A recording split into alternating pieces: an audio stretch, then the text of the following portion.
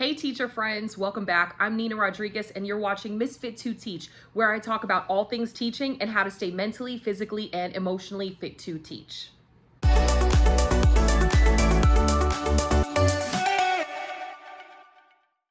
If I don't already know you, please join our growing community by hitting the subscribe button and the notification bell so that you and I can come together every week. So today I've got my plate of nachos. They're massive.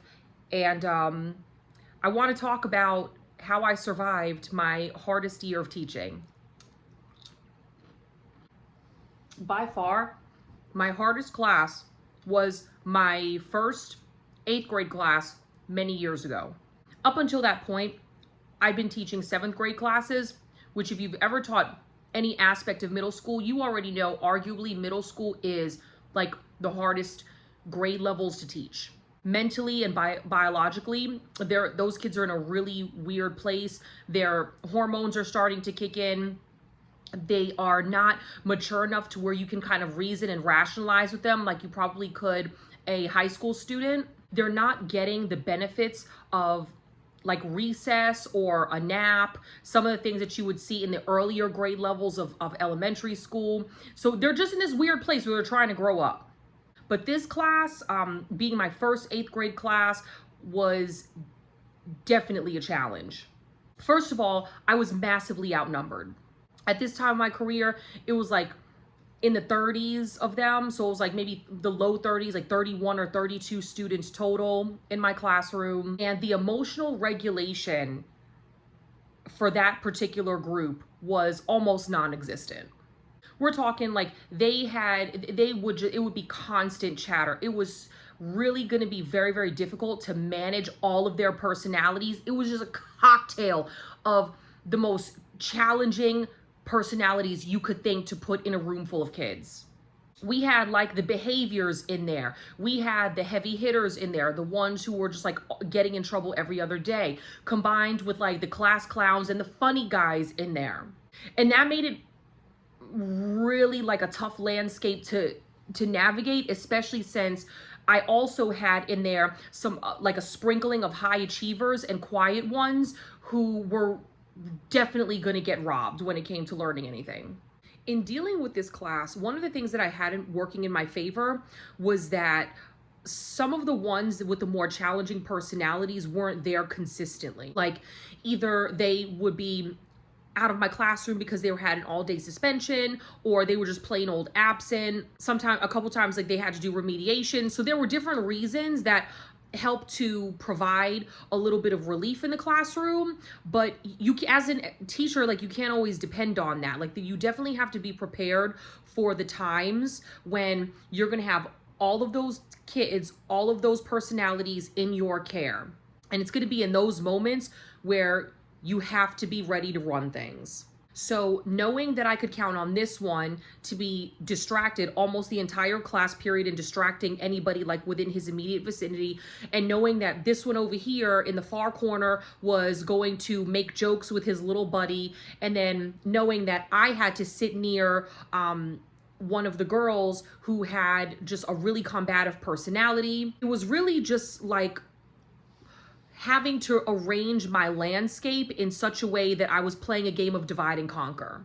Everybody got an assigned seat, and pretty much like I would form the room in accordance with who was sitting around one of my challenging ones.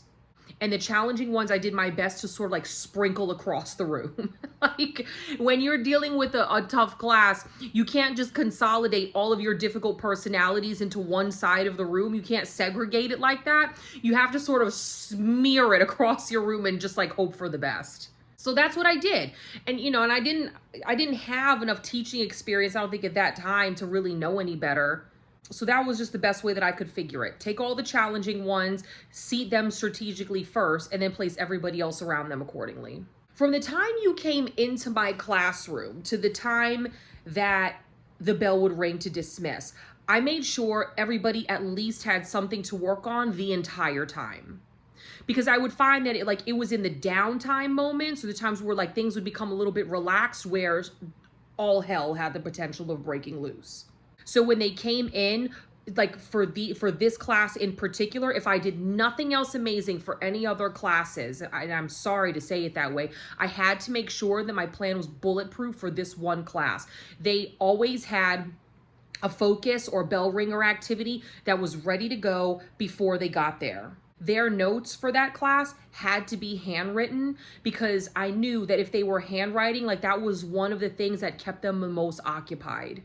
If I gave them like pre-filled notes or closed notes where they were just filling in the blanks, that wouldn't occupy enough time, and it would leave content gaps or opportunities for them to become distracted. One of the things that like I grew up with, and that I think it still is kind of like a modern, like an even, like a heavily used, even cliche piece of teacher advice, is to put like your most challenging student's desk beside yours. Like we've all seen or heard of that student like whose teacher is perpetually right, like whose desk is perpetually right beside the teacher's desk. No, I couldn't do that, because if I did that, I would have closed myself off and surrounded myself with like a fence of the bad kids. And of course they weren't even really bad. Like they had challenging personalities. They weren't bad kids. Like they never threatened me. They weren't trying to hurt me or harm me or make me feel bad in any way. Really, it was just that they lacked the executive functioning and the emotional regulation to control themselves when they were around themselves. It had nothing to do with me. So me encircling myself with all of my challenging personalities and just putting them around my desk wouldn't have helped anything. What I did instead was I didn't take them out of my classroom community. They were very much sprinkled into the community, but that was a class where I was walking laps. Instead of me putting the challenging kid at my desk, I was always over there at the challenging kid's desk, always sitting with them, always wanting to know what they were doing, making sure they were on it. Some of them did require breaks, like they could have just been on an IEP or something like that, in which case you want to chunk the material and give them an opportunity to have a mental break. If one of them had to go to the bathroom, I was more than happy to oblige. Like, yes, go to the restroom. If nothing else, just for my sanity, so that I can have 5 minutes or maybe 15 minutes if you're skipping to process and to catch everybody else up. Thank God too, at this time in our school calendar, this was a time where we were still on like a single block schedule, and so the class was less than an hour. So really I just had to account for like 55 or 52 minutes with this particular group. One of the things that really helped me too was that I leveraged the things that they were good at or the things that they liked. One of the things that they were definitely good at that they liked was readers theater. Like I could get them to take turns reading out loud around the room, and you better believe we spent a good deal of our time doing that. If I was reading or if they were reading, that was a time when the class got quiet. So if you're struggling to manage a really difficult class, I would play around and experiment with your classroom activities to discover what it is your kids sort of enjoy, like even remotely enjoy, and then what it is they're good at, and then start playing up those two things in your classroom. Like when they do a really good job with something, you need to make a huge, big, fat, hairy deal out of it. And so I loved when they would read like from our whole class novel. One of them, that year we had to read The Diary of Anne Frank. And I had one girl in my class who actually spoke German. So she would read the German parts, and everybody else would take turns reading like a paragraph or reading a few lines, and God bless, they did it.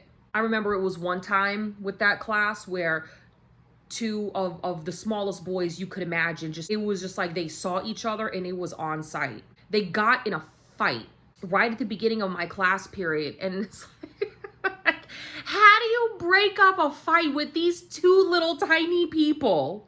But later, when I went down to talk to my principal about it, the principal at the time, this principal had caught wind of the kind of arrangement that was this 8th grade class, and even she was like, wow, yeah, I've heard you got a real cast of characters this year.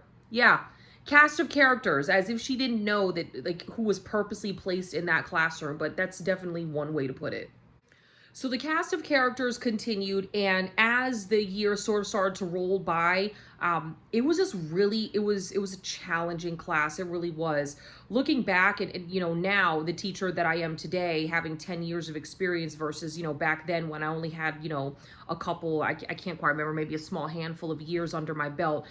I definitely would have done some things different, but I got through it because it was a shorter class period. I was doing a pretty good job of keeping them constantly busy, and I played up the things that they were good at, and I knew that the things that they would enjoy.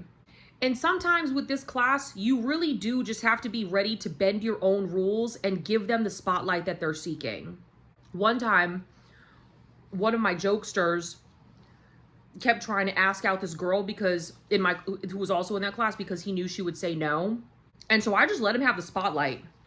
I let him ask her out or make an announcement to the class that they were an item.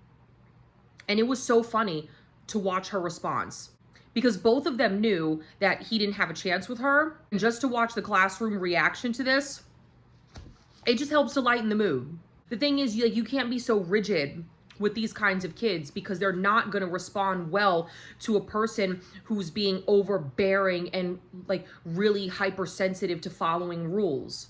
Like, definitely using humor and not taking myself so seriously that year is really how I got through. But it is absolutely hard, and I have nothing but respect and admiration for all the teachers who daily go through what we go through with these really difficult cocktails of personalities. Anyway, that's all I had for you today. Wanted to talk to you about one of the hardest years in my teacher journey, and please definitely share yours. We love to hear from you. Do all you can to stay fit to teach. Be well.